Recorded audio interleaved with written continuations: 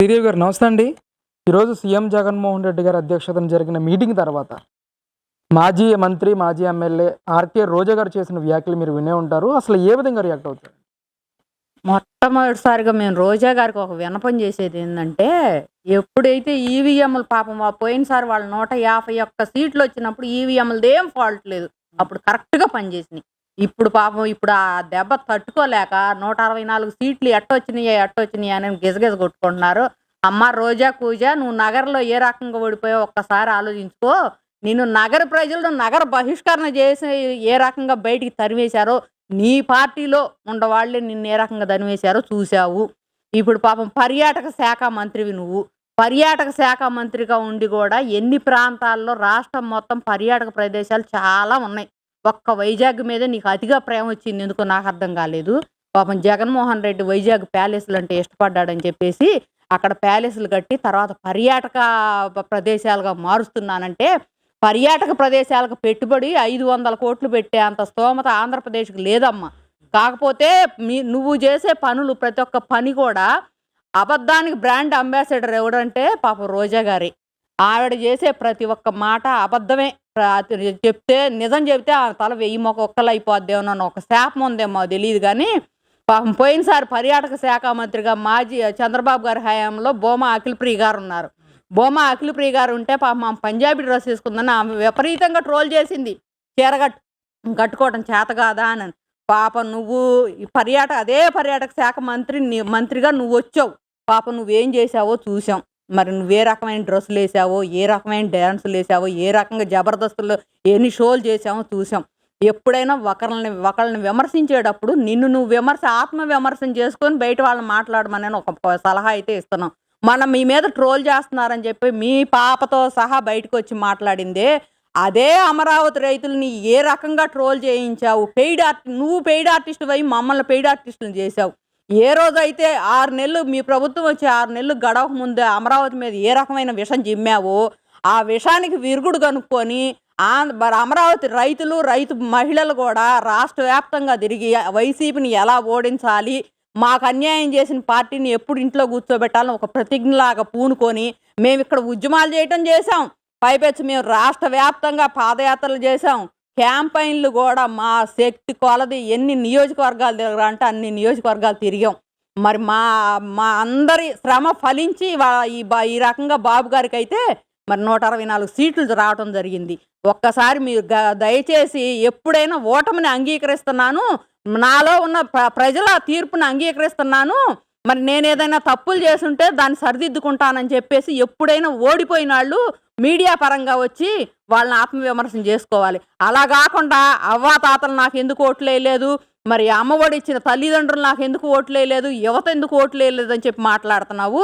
అది దానిలోనే మీ రాజకీయ నేపథ్యం ఏందో కూడా అర్థమైపోతుంది ప్రజలకి.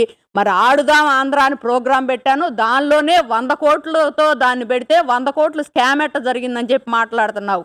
100 కోట్లు స్కామ్ నువ్వు ఏ రకంగా చేశావో, ఆడుదాం ఆంధ్ర అనే ప్రోగ్రామ్ని ఎట్ట కండక్ట్ చేశావో, వాళ్ళ పిల్లలకి రిలీఫ్ అని చెప్తున్నావు. అభివృద్ధి పదంలో నీకు ఏదైనా పరిశ్రమలు తీసుకొచ్చి వాళ్ళకు ఉద్యోగ అవకాశాలు కల్పించి అప్పుడప్పుడు ఆట విడుపుగా ఏదైనా వీకెండ్స్ వచ్చినప్పుడు ఆడుకోవటానికి ఆడుదాం ఆంధ్ర అని పెడతారు. కానీ నువ్వు ఏకంగా ఒకటే కొట్టుడు ఆడుదాం ఆంధ్ర అని చెప్పి పిల్లల్ని డ్రగ్స్కి గంజాయికి అలవాటు చేసేసి వాళ్ళని క్రికెట్ మ్యాచ్లకి ఇట్లా చేసేసి వాళ్ళ భవిష్యత్తును సర్వనాశనం చేశావు. వాళ్ళ భవిష్యత్తు ఎలా సర్వనాశనం చేశావో వాళ్ళ తల్లిదండ్రులు అందరూ గమనించారు. అందుకని నిన్ను ఇంట్లో కూర్చోబెట్టారు. మేడం ఇక్కడ 40% ఓట్ షేరింగ్ వచ్చిన ఎన్డీఏ అధికారంలోకి వచ్చింది. అలాగే 40% ఓట్ షేరింగ్ వచ్చిన బీఆర్ఎస్ కూడా గతంలో అధికారంలోకి వచ్చింది. ఈరోజు మాకు కూడా 40% ఓట్ షేరింగ్ వచ్చింది, కానీ 11 సీట్లే వచ్చినాయి. ఇది మొత్తం మీద ఏదో జరిగిందనే విధంగా కూడా ఆవిడ మాట్లాడుతూ ఉన్నారు. పోయినసారి చంద్రబాబు గారికి కూడా 42% వచ్చింది. మరి పాపం ఆయనకు వచ్చింది 23 సీట్లే. ఆ 23 సీట్లను కూడా ఎట్లా లాగేయాలో మీరు లాగేసి ఆయన ప్రతిపక్ష హోదా కూడా లేకుండా చేయాలని విశ్వ ప్రయత్నాలు చేశారు. అదే శాపమై మీకు తగిలింది. మీకు ఇంకా వాళ్ళకి ఇంకా 2% ఎక్కువ ఉంది, మీకు 40%. మరి ఎక్కడ చూసినా కానీ ఈవీఎంలు ట్యాంపరింగ్ జరిగినాయి, ఈవీఎంలు మమ్మల్ని మోసం చేసినాయి అంటున్నావు. ఈవీఎంలు మోసం చేస్తే 1500 ఓట్ల వరకు మోసం చేయగలవు. అంతేగాని వేలకు వేలు మెజారిటీ, బేభత్సమైన మెజారిటీ, లక్షల్లో మెజారిటీ వచ్చిన వాళ్ళు కూడా ఉంటారు. వాళ్ళందరూ కూడా ప్రజలు గుమ్మనంగా ఉండిపోయారు. మీరు చేసే అరాచకాలను అన్నింటినీ గమనిస్తున్నారు. ఎప్పుడైతే మీరు దళితుల మీద దళిత సుబ్రహ్మణ్యాన్ని ఎట్ట డోర్ డెలివరీ చేశారో, లేకపోతే సుధాకర్ గారిని ఎట్ట హింసించారో, ఇంకా రకరకాలుగా తోట చంద్రయ్యని ఎట్లా ఏ విధంగా అయితే చంపేశారో, జై తెలుగుదేశం మీరు జై వైసీపీ అంటే నువ్వు బతుకుతావు, జై తెలుగుదేశం అంటే నువ్వు చచ్చిపోతావు అని చెప్పేసి అన్నా కూడా జై తెలుగుదేశం అన్నందుకు ఎంత నిర్దాక్షిణ్యంగా చంపేశావో. 5 సంవత్సరాలు నువ్వు చేసిన అరాచకాలు కనిపించట్లేదు. ఇంకా జస్ట్ ఒక్క 1 మంత్ కూడా పూర్తిగాని ఇప్పుడు ప్రభుత్వాన్ని నువ్వు విమర్శిస్తున్నావంటే నీలో ఉన్న మైనస్ ఏందో ఇప్పుడే అర్థమవుతుంది. ఈగో తట్టుకోలేక ఏ రకంగా మాట్లాడుతున్నావు, ఏం మాట్లాడుతున్నావు నీ నోటికి ఏం తెలియట్లా, అందుకని ఇష్టం వచ్చినట్టు మాట్లాడుతున్నావు. ప్రజల తీర్పును కనుక విమర్శిస్తే ఇదే మీకు అంతిమ ఇదే అవుతుంది, ఎలక్షన్ ఇదే అంతిమం అయిపోద్ది. అంటే ఇదే తరుణంలో సీదిరి అప్పలరాజు గారి వ్యాఖ్యలు కూడా మీరు వినే ఉంటారు. త్వరలోనే జగన్మోహన్ రెడ్డి గారు ఓదార్పు యాత్ర ఉంటుంది అని చెప్తా ఉన్నారు. ముఖ్యంగా ఏదైతే వైసీపీ ఓటమిని జీర్ణించుకోలేని కార్యకర్తలు, అంటే చనిపోయిన కార్యకర్తల్ని, టీడీపీ నేతల దాడుల్లో దెబ్బలు తిన్న చనిపోయిన కార్యకర్తల్ని ఈరోజు మేము పరామర్శించడానికి ఓదార్పు యాత్రగా జగన్ గారు ముందుకు వస్తారని చెప్తా ఉన్నారు. ఏంటి ఎలా చూస్తారు? ఒకప్పుడు పాపం మా తండ్రి మరణాన్ని తట్టుకోలేక చచ్చిపోయిన వాళ్ళని ఓదార్పు యాత్ర చేస్తున్నా అంటే దానిలో కొంచెం రీజన్ కనపడింది. ఎందుకంటే వాళ్ళ తండ్రి చనిపోతే జనం చనిపోయారు, కానీ వాళ్ళ కుటుంబంలో ఒక్క మరణం కూడా జరగకుండా అందరూ తట్టుకోగలిగి నిలబడ్డారు. మరి కార్యకర్తలే చనిపోయారంటే పాపం మీద వాళ్ళని ఓదార్చారు, వాళ్ళకి ఆర్థిక సాయం చేశారు అనుకుంటున్నాం. ఇప్పుడు ఇవాళ నువ్వు చేసే అరాచకాలని, అరాచక ప్రభుత్వం చేసే వీటిని తప్పులను కూడా చేస్తా ఇప్పుడు పైపెచ్చి మా కార్యకర్తలు మీ కార్యకర్తలు ఎంతమంది ఉండారో ప్రస్తుతానికి ఇప్పుడు మీరు బయటకు వస్తే తెలిసిపోద్దండి. ఇంతకు ముందు రోజుల్లో మా అధికారం మదంతో మనం ఏం చేసామో, ప్రజల్ని ఎంత అణగదొక్కటానికి చూసామనేది ఇప్పుడు ఇవాళ మీరు ఓదార్పు యాత్రగా బయలుదేరినప్పుడు మీ వెంట ఉండే జనాన్ని బట్టి తెలిసిద్ది. 40% ఉండ ఓటింగ్ మాకు ఎందుకు రాలేదు సీట్లు అంటున్నావు. 42% ఉండ అంత క్రితం చంద్రబాబు గారు ఎలక్షన్ అప్పుడు కూడా ఇట్టానే జరిగింది. కానీ ఇంత ఫుల్ మెజారిటీతో అయితే అప్పుడు రాలేదు.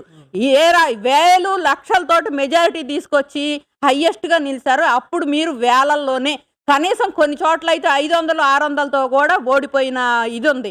మరి దాన్ని జీర్ణించుకోవాలి, దీన్ని జీర్ణించుకోవాలి. రాజకీయం అంటే అది శాశ్వతం కాదు. 5 సంవత్సరాలు ఎవరు ముఖ్యమంత్రి ఉంటారో, 5 సంవత్సరాల తర్వాత ఎవరు ముఖ్యమంత్రి ఉంటారో తెలీదు. అధికార మదంతో మనం కనుక ఇష్టం వచ్చినట్టు మాట్లాడితే ప్రజల తీర్పు అనేది ఇలానే ఉంటుందని చెప్పి మీకు అవగాహన, ఇప్పటికైనా అవగాహన చేసుకొని మారతారేమని చూసుకుంటే మీ ద్వారా అదే విపరీతమైన ద్వారంలో ఉండారు. మేము కూడా అనుకుంటున్నాం, మరి 11,000 కోట్లు దోచిన మాజీ ముఖ్యమంత్రి ఇంకా 12 సంవత్సరాల నుంచి బెయిల్ మీదే ఉన్నాడు. మరి ఇదేంటనేది మేము కూడా ఆలోచిస్తున్నాము. మేము మాట్లాడితే, ప్రశ్నిస్తే కేసు. ఇవాళ ఎప్పుడైతే ప్రజావేదిక కూల్చడానికి మరి ఒక రీజన్ చెప్పావు, మరి ఇక్కడ ఉండకూడదు నది ఒడ్డున అని చెప్పి మాట్లాడావు. సముద్రపు ఒడ్డున అతి దగ్గరగా ఉండరు రిషికొండని బోడిగుండు చేసి, అది మరి ఆ ప్రదేశం అనేది మామూలుగా డెవలప్ చేయడానికి వీల్లేదు సముద్రపు ఒడ్డు. అలాంటి దాన్ని కూడా కాదని రిషికొండ మీద ఏ రకంగా అయితే బిల్డింగులు కట్టావో, ఆ 500 కోట్ల ధనాన్ని ఎట్లా దుర్వినియోగం చేసావో, అదే 500 కోట్లు కనుక నువ్వు నగరిలో గనక అన్నమయ్య ప్రాజెక్టులో ఉన్న చోట గనక నువ్వు గనక పెట్టినట్టు ఆ ప్రాజెక్ట్ అయితే ఎంతో మందికి జీవనోపాధి కల్పించేది. మీరు ఏ రకంగా చెయ్యటం చేత కాదు. నేను ప్రశ్నించేది ఏంటంటే, ఇంత క్రితంలో ఈ 5 సంవత్సరాల్లో మీరు తెచ్చిన పరిశ్రమ కానీ ఏదైనా కానీ ఒకటి ఉదాహరణగా చూపించి దాని ఛాలెంజింగ్ తీసుకొచ్చి మేము ఇట్లా యువతకి ఇంత భవిష్యత్తులో ఇంత ఉద్యోగాలు కల్పించాము అని చెప్పి మీరు మాట్లాడితే బాగుంటుందని చెప్పి అంటున్నాం. ఇంకా కూడా ఈ పిచ్చి వ్యాఖ్యలు చెబితే ఈసారి వార్డు నెంబర్లకు కూడా పనికి రాకుండా పోతారు ఈ మాజీ ఎమ్మెల్యేలు అందరూ కూడా. ఇది ఒకటి మాత్రం గమనించాలి.